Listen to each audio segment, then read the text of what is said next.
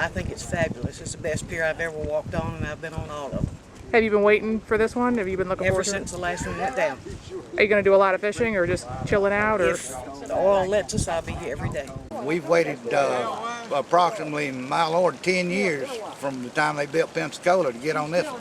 I used to fish on the old pier way back in, I first started fishing in '60, and I've been fishing ever since. Are you planning on doing a lot of fishing off here? I'm retired. I'm going to try to fish today. You know, I got a bad back, but I'm going to fish whenever I can. Turned out great, better than expected, and we deserve none of the credit for that, but that came from the fishermen and the folks involved in the public and town hall meetings that told us what they needed on this pier and what would make it a success. Were there any special challenges that were encountered? Lots of challenges. First of all, getting it funded to be the higher, wider, sturdier pier and an improved project, as FEMA would call it. That took a long time, but finally FEMA saw the wisdom in that. Why rebuild a pier that's going to be continually destroyed by storms? This one's unlikely to be destroyed by a storm. It may be damaged, but very easily put back in service in a few days. The other thing were permitting issues, particularly with the Gulf sturgeon. Took about almost 6 months to overcome that, but this is a turtle-friendly, fish-friendly, endangered species-friendly pier. There's no lights on it, so won't be any fishing at night. And you know, I think the folks are going to be they're tickled, and I think even the environmental and regulators, the folks, this is going to be a model for them as well.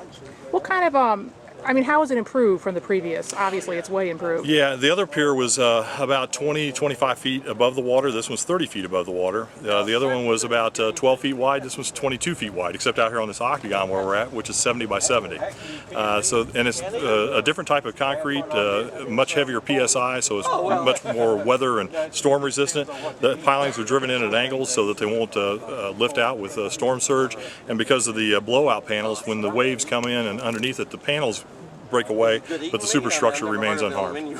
And what are we kind of hoping this is going to do for area tourism? Well, there's no doubt about it. Just the response we've had over the 4 or 5 years since it's been out, people are anxious to have this pier back. The state park folks, when they operated this, they said it was the most popular attraction on Navarre Beach. Based on the email I get from around the country, I would have to agree with them, and I think that come next week, we'll start seeing a big turnaround in the economy on Navarre Beach. Are you concerned about the oil? I mean, is that going to make it impact? Oil is, unfortunately, it is a big concern, and it is what it is. I wish we didn't have to deal with it. I'm hoping the impacts are minimal, but we're prepared. I've been down to the Pensacola shipyard where the staging area is for BP's response teams. About 600 people down there. By the way, 85% of them are probably from between Gulf Shores and Panama City, but they got more gray hair than me, so that's probably a good sign. They had the right look, the right body language. They have the right equipment. I believe that the response will be appropriate. And there's 17 of these stations across the 4 counties, and they work kind of like firehouses. So if there's a response needed in Pensacola area, Navarre Beach, there'll be people coming from Panama City or Perdido Key to help with that response. And likewise, our folks would go to those other areas as well. So I feel pretty good about it. We're not going to be impact free, but I don't think it's going to be devastating like we've seen out in Louisiana, just because it's weathered oil coming in, not raw oil. And at this point, it's Santa Rosa County is laying extra boom. That's going on right now. Yeah, this morning I actually got an email said that they had suspended boom operations for a short time because of lightning in the area. But yes, the Pensacola Pass is the primary catch point, and we're working the same plan that Escambia County is, and then we have a second and third tier contingency plan behind that. In case any oil does get behind it, we'll stop it by 3 Mile Bridge or entrance to the Bob Sykes Bridge. There was some unhappiness when BP first came to town in Escambia County. They made some suggestions. Those suggestions were, I was told, were ignored. How do you feel about how are they getting along with the Santa Rosa County government? A little better. I have been a demagogue. I have publicly abused them, and they have come to me and said that they've had to hire security for their offices, and they won't allow BP representatives to come to public forums anymore. I get that. All I'm asking is, you've made the commitment, you've taken your problem and made it ours, live up to those commitments, stop making your problems ours, and we'll quit fussing about it. So I think they're getting better, but I sure do worry about what I don't know, and there's an awful lot I don't know because I think they're controlling that information. When it comes down to it, is BP going to be in charge, or is Santa Rosa County going to be in charge? Well, Santa Rosa County is not in charge. There's no doubt about that. You know, after a hurricane, we're the lead agency, and we ask everybody else for help and support, and it works that way. In this case, it's a unified command, which is Coast Guard, Homeland Security, Department of Emergency Management, and BP. And we're told the BP has no decision-making authority, although I wonder about that sometimes because they certainly have the money, and the federal government has been reticent to apply any of their money to it, and I don't criticize them for that. You know, BP's got the money, they should spend it. But there are things that, a lot of good ideas that have just been pushed to the side, and you wonder if this oil spill hasn't just become a nasty little inconvenience and a cost of doing business for BP.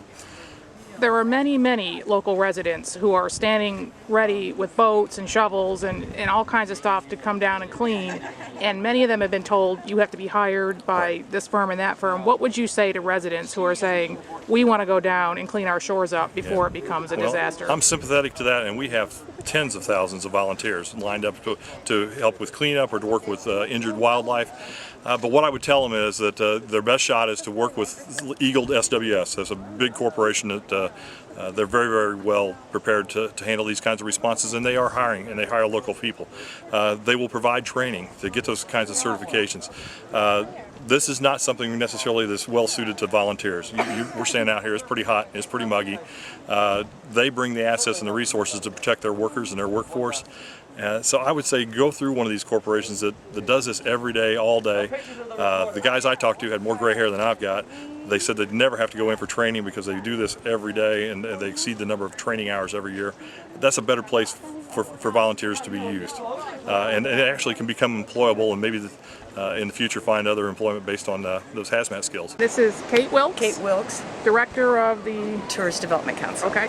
And first of all, what's your opinion of this? How did it turn out? It's fabulous. It's beautiful. I never dreamed it would be this big and this solid and wide. It's fabulous.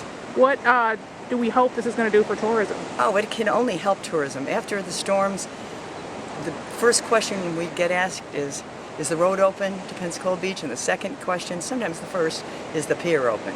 Even people who don't fish like to come out on the pier or sit in the condos and just watch people fish.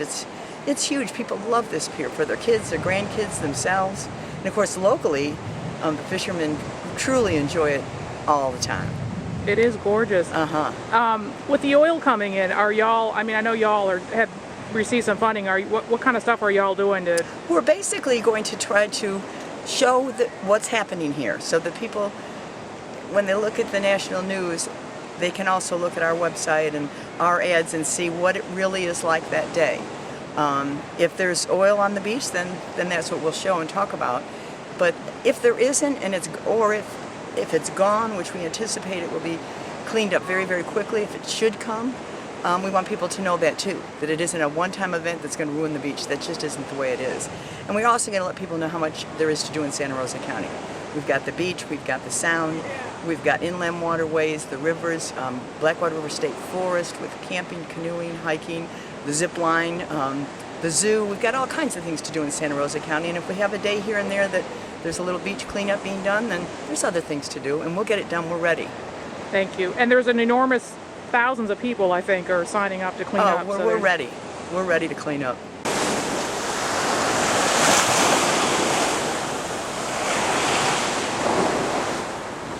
Any special engineering challenges with this? Challenges, not so much a challenge, but there is a uniqueness to the engineering. This is a top-down construction. That the original pier, to build it back the way it was 20 feet off the deck, would actually require us to have built a trestle to build a pier. Because as you can see, even on a relatively calm day, the waves would not allow you to done it to have constructed from a barge. And so